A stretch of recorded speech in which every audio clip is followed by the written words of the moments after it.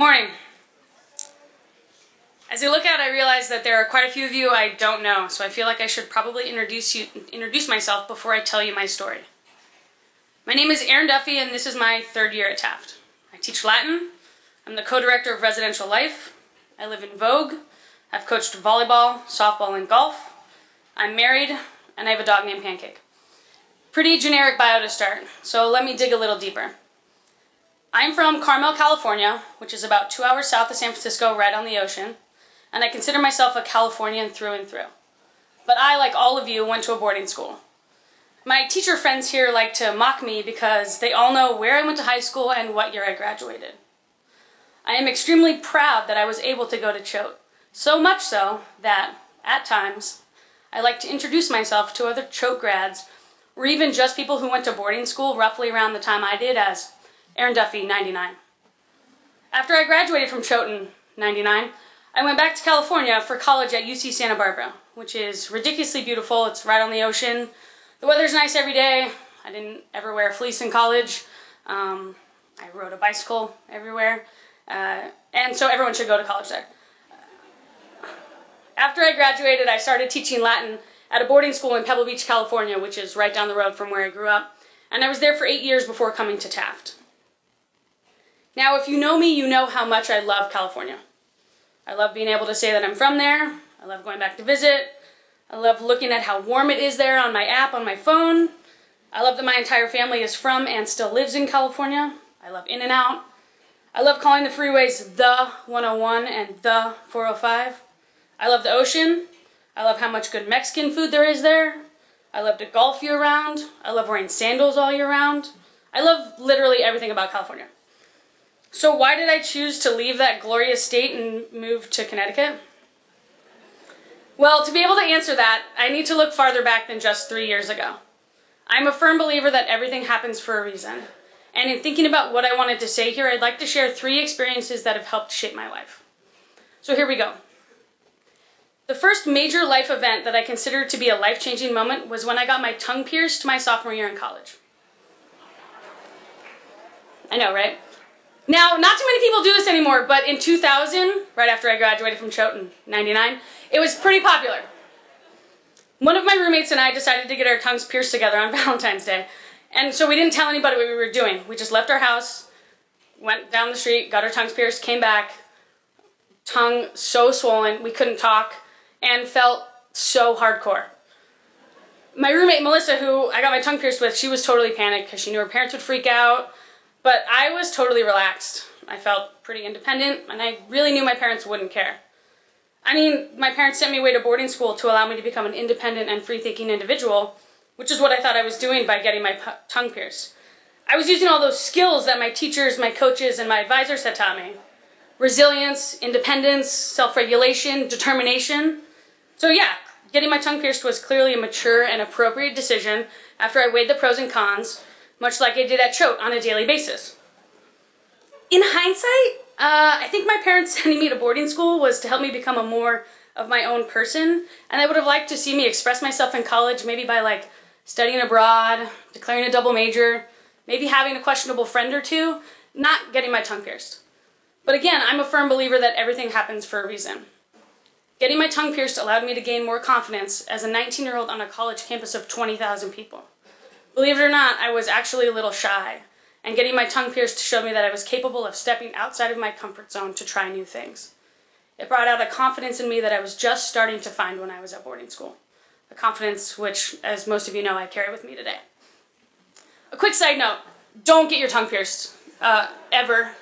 It hurts really bad, and I only had it for about 3 years, but it actually affected the shape of the roof of my mouth. And a speech therapist once told me that that's why I have a small speech impediment. I can't say some of my L's and my D's together. I can't say some words with R's. So if you want to feel independent from your parents while you're in boarding school, or while you're in college, and embrace the freedom that going to a school like Taft taught you, I don't know, buy a skateboard, wear shorts in New England during the winter time, boycott Starbucks, I don't care, just don't get your tongue pierced ever, okay? Now, the next 2 life events are somewhat connected, but I've only been able to put that together in hindsight. My second major life event was when I decided to get a tattoo when I was 25. I know, it's going somewhere. I bet you didn't think that a Latin teacher here at the prestigious Taft school had her tongue pierced in college and currently has a tattoo. Do you guys remember Mr. Cobb? Turns out he had full arm sleeves of tattoos. That's why he wore sweaters and long sleeve shirts all the time. Miss Klein, she had like multiple piercings and she has like a full Latin speech on her back. So, just kidding. Maybe not. Okay, so my tattoo's right here. It's on my left forearm. It's a Latin quote, non si male nunc et olim sic erit. I know it's pretty cliche for a Latin teacher to have a Latin quote. That'd be like Mr. Heavenrich having the quadratic formula on his bicep. Or maybe Mr. Parenti having the whole periodic table on his back. I mean, just for a second though, let's imagine what Mr. Heavenrich looks like with the quadratic formula on his bicep. I don't know, guys. Why don't you look? I think that would be... Okay, anyways. So why was getting a tattoo one of my important life events? Well, for a few reasons, actually. So my tattoo comes from the poet Quintus Horatius Flaccus, or as I like to call him in class, my homeboy Horace. It means, if it is bad now, thus one day it will not be. Which is a quote that has resonated with me ever since I read it as an undergraduate studying Latin. I have always been an optimist in my life, and this quote is definitely a glass half full outlook. But just because I like a quote doesn't mean that I needed to get it permanently inked on my body, does it? Quick side note on tattoos. Don't get one. I know it might seem dangerous and rebellious to get a tattoo, but it's there forever. Like, forever. There are so few things in your life that are actually forever. I have mine and I will have it as long as I live, but hindsight is a powerful viewpoint. So to recap, no tongue piercings and no tattoos. Okay. So why did I decide to permanently have a reminder to look to tomorrow for a pick-me-up on my arm? Well, when I was 25, I fell in love for pretty much the first time in my life. I'd had 3 serious relationships prior to this one, but when I was 25, this one was different. This was the first time that I dated a woman. It was new, exciting, and terrifying all at the same time. And I really mean that. I'd never really ever considered dating a woman or being gay until this relationship. So at 25 years of age, my entire world was turned upside down. I started living my life behind closed doors, keeping secrets from my friends and family, even lying to them about who I was hanging out with and when. And I was pretending to be someone I wasn't. I really felt like I didn't know who I was or who I was supposed to be. Both during and after that relationship, I took a lot of long walks. I spent a lot of time alone. I ignored calls from my family. I isolated myself from my friends. And I wondered if I was actually gay. I thought about what my life would be like if I dated women, if I fell in love with a woman, if I married her, if I started a family. I thought a lot. And I wondered if I was strong enough to actually be the person I was meant to be. And the one thing that I always came back to was this. I was finally happy. I finally felt like I was able to live the life that I was meant to live. I was gay. I am gay. I started saying that out loud to myself in the mirror. I had to say it out loud and look myself in the eyes to make it feel real. Now, it took me some time to be able to say it and not freak out. But eventually I finally felt complete. And then I got my heart broken. And I had to figure out what to do next. You know the saying, time heals all wounds? Well, that's what happened to me. Eventually I started to get over this first relationship and realized that it wasn't meant to be. It wasn't supposed to be. And it's just as my homeboy Horace says, if it is bad now, thus one day it will not be. And guess what? It started to be better. For me, that was my future wife, Ryan. Now, I got my tattoo in December of '07, and once I got it, I literally felt a fundamental shift in my inner being. Every time I looked at my tattoo, I thought about the strength that it took to get that quote permanently inked on my arm, and why I needed to know that things would be better. It's one of the reasons I got it on my arm, so I can see it every day. This tattoo represents me coming to terms with who I am. Once I was able to say that I was gay, I could start to be happy and start to think about building a life with someone. The timing of this tattoo was really important to me as well, because I had started to feel myself become more and more captivated by Ryan.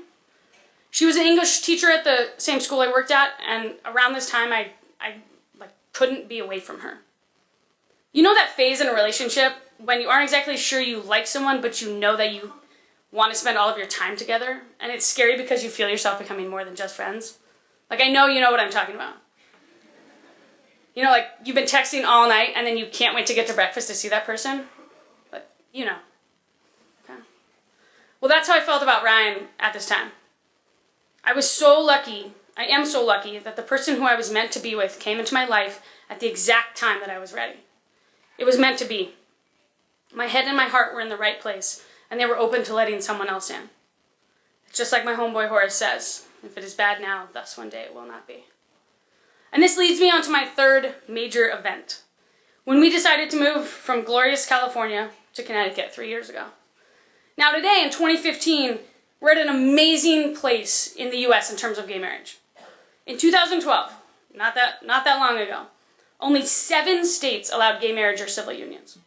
Connecticut was one of them. Today, 37 states allow a gay couple to marry. And there are court cases in almost every remaining state. Yeah, I'll give you that.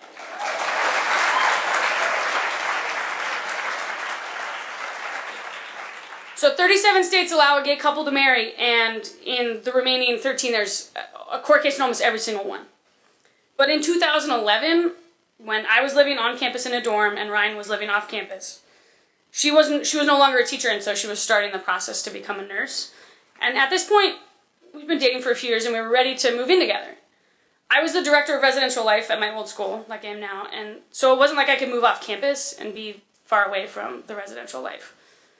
The only problem was we weren't married, and we couldn't get married in 2011 in California. Now, traditionally at most boarding schools, the administration won't allow a couple to live together unless you're married or engaged to be married. It doesn't matter if you're gay or straight. That's pretty consistent at all boarding schools. But I had hoped that because gay marriage wasn't even legal in California, my school, where I had worked for 8 years and I was an established teacher, I got along with everybody and I was committed to that school, that they would be able to make an exception if Ryan and I were to be able to become domestic partners, which was as much of an equivalent in California as marriage was back then. But my school wasn't. The Board of Trustees felt that the student body they just weren't ready for a gay couple to live together on campus unless they were married. But in California, gay marriage had not yet been legalized, so couldn't live together, couldn't get married, couldn't live together, hence the dilemma. So we made a family decision to move back east to a state and to a school that would accept us. It was a very difficult decision for us. My entire family lived within a 2-hour drive of school. I loved working there, and I think we've established how much I love California. But the school wasn't ready for a gay couple to live on campus, and that just wasn't acceptable for us.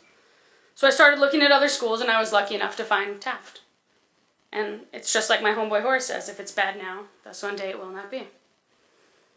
Neither Ryan nor I knew how we would be received as the first gay married couple to live together at Taft.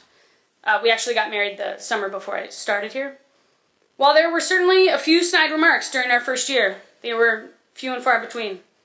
We have felt accepted from the first day we moved here, which helped reinforce that moving to Taft was the right move for our family.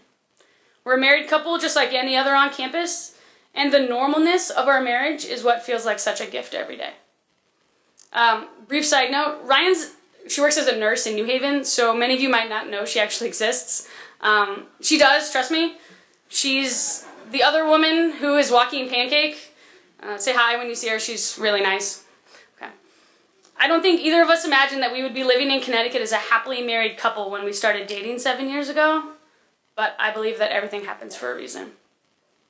From my tongue ring to tattoo, to not being able to get married in California, these experiences have helped to make me the person who stands before you today. I never expected this path for my life, but it has shaped me into someone I am proud to be. I get to spend the rest of my life with the person I love more than I am able to put into words. And in just a few short months, I get to share the love I have for Ryan with our baby. When my wife gives birth to our baby girl at the beginning of May, I am certain that that event will redefine everything I know about my life to this point. I'll make sure to tell my daughter a few things. I'll make sure to tell her she's never allowed to get a tongue ring, that tattoos are forbidden, and that she can fall in love with whomever she wants to in hopefully any state in the United States. We can't predict the future, but we can hope that every day is better than the last. And if it isn't, just remember what my homeboy Horace said. Thanks for listening. Have a great day.